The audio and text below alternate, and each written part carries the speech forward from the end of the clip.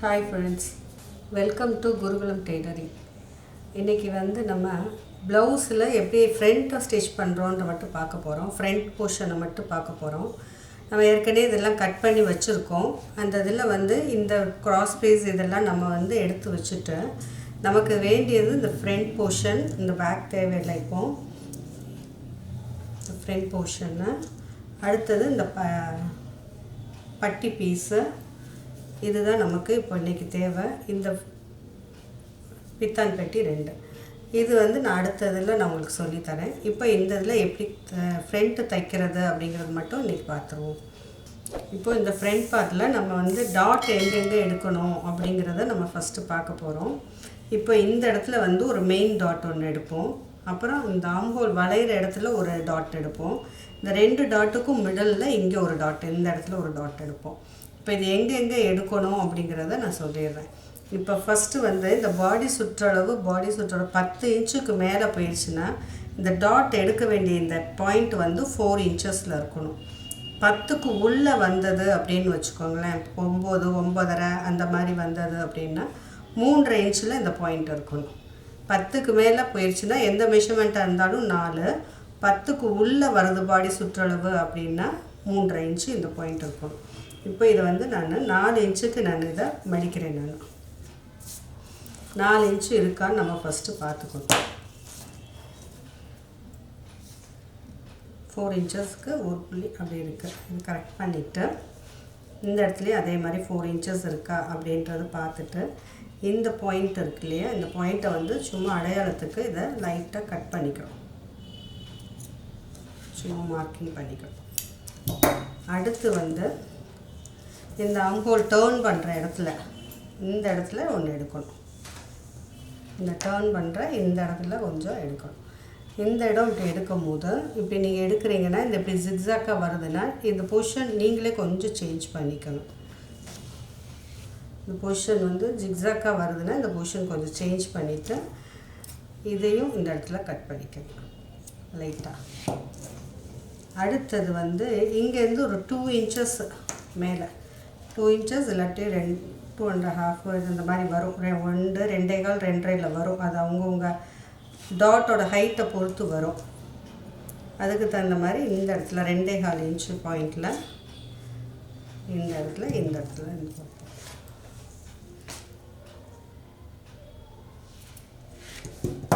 Cut பண்ணிக்கணும். இப்போது நம்ம மெயின் டாட் இந்த இடத்துல எடுக்கிறோம், ஆம்ஹோல் கிட்ட இங்கே ஒன்று எடுக்கிறோம், இந்த இடத்துல பித்தான் பெட்டி கிட்ட ஒன்று. இது இந்த இடத்துல 2 இன்ச்சஸில் இருக்கணும்.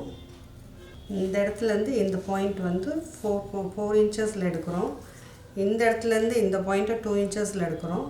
இந்த இது இந்த வளைவு திரும்புகிற இந்த பாயிண்டில் இங்கே எடுக்கிறோம். அதை மட்டும் நீங்கள் பார்த்துக்கணும். இப்போ என்ன செய்யணும் அப்படின்னா, இப்போது இதை விரித்து வச்சுக்கோங்க இப்படி 2. அதாவது உங்கள் ப்ளவுஸ் எப்படி இருக்குமோ அந்த மாதிரி வச்சுக்கோங்க. நெக் 2ம் சென்டரில் இருக்கணும், ஆம்ஹோல் சைடில் இருக்கணும். இந்த மாதிரி வச்சுட்டு இது நம்ம அந்த 4 இன்ச்சஸ் கட் பண்ணியிருக்கோம் இல்லையா, இது இந்த பாயிண்ட்டுக்கு இந்த டைரெக்ஷனுக்கு இதை திருப்பிடணும், இதை இந்த டைரெக்ஷனுக்கு திருப்பிடணும். எப்பயுமே இது பண்ணதும் கொஞ்சம் பழகிற வரைக்கும் இந்த இடத்துல பின் போட்டுக்கோங்க. அந்த பின் போட்டிங்கன்னா தான் அதான் பக்கம் மாறாமல் இருக்கும், இல்லைன்னா பக்கம் மாறிடும். ஒவ்வொருத்தர் தச்சு முடிச்சுட்டு பார்ப்பாங்க, ஒரே சைடுக்கு 2 பிட்டுமே இருக்கிற மாதிரி இருக்கும். அதனால் அந்த தப்பு வந்துடாமல் இருக்கணுன்றதுனால இந்த லெஃப்ட்டுக்கு ஒன்றும் ரைட்டுக்கு ஒன்றும் திருப்பிட்டு இதை நம்ம பின் பண்ணிடுறோம்.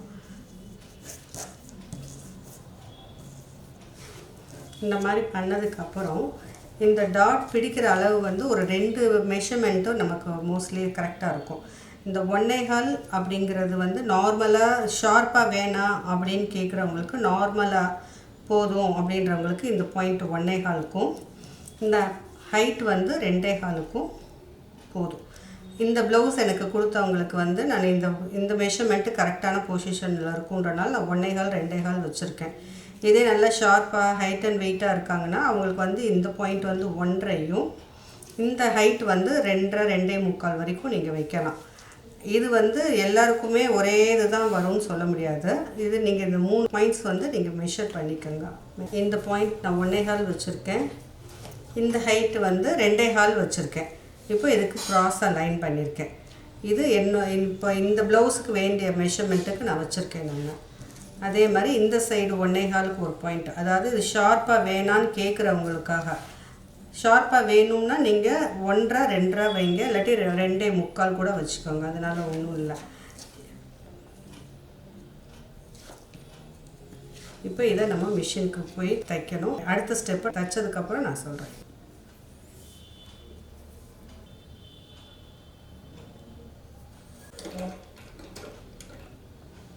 இப்போ இந்த இதை நம்ம பாயிண்ட் பண்ணதை மார்க் பண்ணதை நம்ம தைச்சு காமிக்க போகிறேன், பார்த்துக்கோங்க. இப்போ இந்த இதை ஸ்டிச் பண்ண போகிறேன். எப்பயுமே நீங்கள் ஸ்டார்ட் பண்ணும்போது இந்த கட்டான பகுதியிலேருந்து ஸ்டார்ட் பண்ணுங்கள். நடுவில் இருந்து இந்த ஃபோல்ட் பார்ட்லேருந்து போனீங்கன்னா இந்த இடத்துல வந்து ஒரு நூல் மாதிரி நீட்டிகிட்ருக்கோம், ஃபினிஷிங் நீட்டாக இருக்காது. ரெண்டாவது அதை வாஷ் பண்ண அது நூல் பிரிஞ்சிட்டும் வந்துடும்.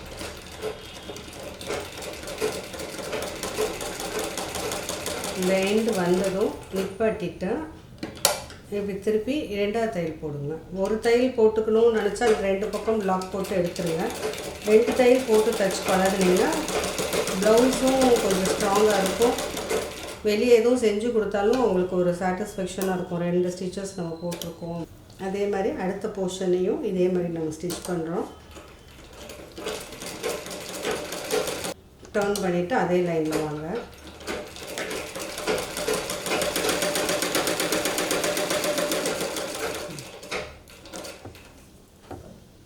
இப்போ இந்த நூல் இதுக்குள்ளே இருக்கும் போதே அடுத்தது நம்ம இது ஏற்கனவே ஒன்று பண்ணியிருக்கோம் இல்லையா, இதை எடுத்துட்டு இப்போ இதை நல்லா இப்படி ஓப்பன் பண்ணிடுங்க, விரித்து வச்சுருங்க.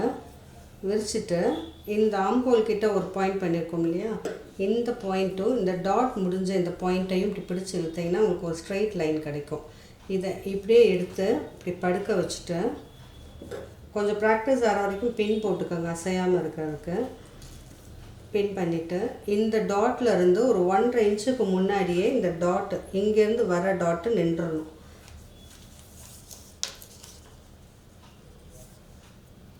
ஒன்றரை இன்ச்சு இதுதான் பொசிஷன். ஆனால் நம்ம வர்ற வேகத்தில் இன்னும் கொஞ்சம் முன்னாடியே போகும்.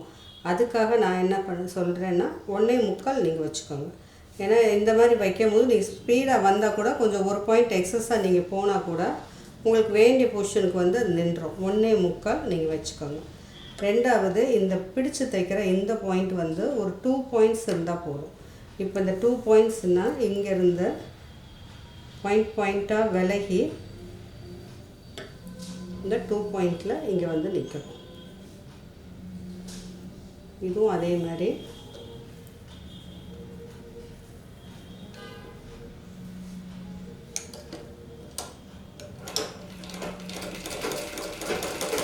ஒவ்வொரு பாயிண்ட்டாக விளையாடணும். நீங்கள் வர்ற ஸ்பீடில் நீங்கள் எக்ஸஸாக தான் போவீங்க. அதுக்காக தான் நான் அந்த 1.25 நான் கொடுத்தது. இப்படி பாயிண்ட் பண்ணி நிப்பாட்டிட்டு திருப்பி அடுத்தது நம்ம இப்படி கொண்டு போயிடுறோம்.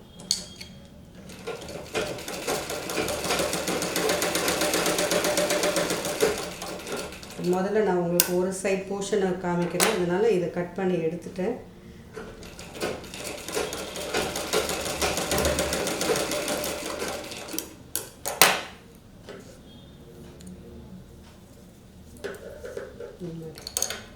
அடுத்தது இந்த 2 இன்ச்சஸ் கட் பண்ணியிருக்கோம் இல்லையா, இந்த பாயிண்ட்டையும் இந்த ரெண்டுக்கும் இடையில இங்கே வரணும்.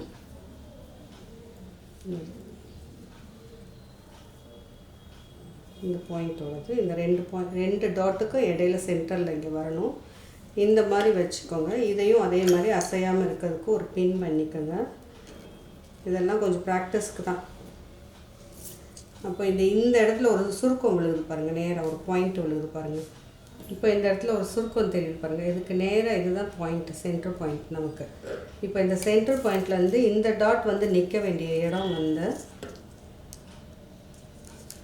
1.5 இன்ச்சுக்கு முன்னாடியே நிப்பாட்டிடணும். இதுவும் 1.5 இன்ச்சு தான். 1.5 இன்ச்சுக்கு முன்னாடியே இந்த டாட் நிப்பாட்டிடணும். இங்கே ஒரு 1/2 இன்ச்சு நீங்கள் பிடிச்சா போதும்.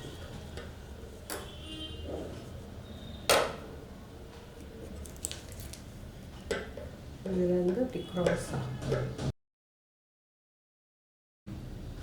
இப்போ இப்போ நமக்கு இந்த பாயிண்ட் பண்ணது ஒரு பாயிண்ட் கொஞ்சம் எக்ஸஸாக எடுத்தால் தான் இந்த சென்டர் கிடைக்குதுன்றனால இந்த ஃபோல்டு வந்து ஒரு பாயிண்ட் நான் எக்ஸஸாக பண்ணியிருக்கேன். கட் பண்ண இடத்துல கரெக்டாக நான் மார்க் பண்ணலை,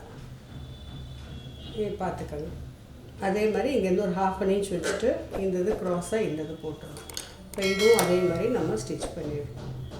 இப்போ இதை நம்ம ஸ்டிச் பண்ண வேண்டும். இதுவும் அதே மாதிரி கொஞ்சம் கொஞ்சமாக வந்து பாயிண்டில் வந்து நிப்பாட்டிட்டு நேராக வந்து நிப்பாட்டி திருப்பினோம்னா அது வந்து அந்த இடத்துல ஒரு பை மாதிரி திருப்பி பார்த்தோம்னா ஒரு மாதிரி லூஸ் வரும்.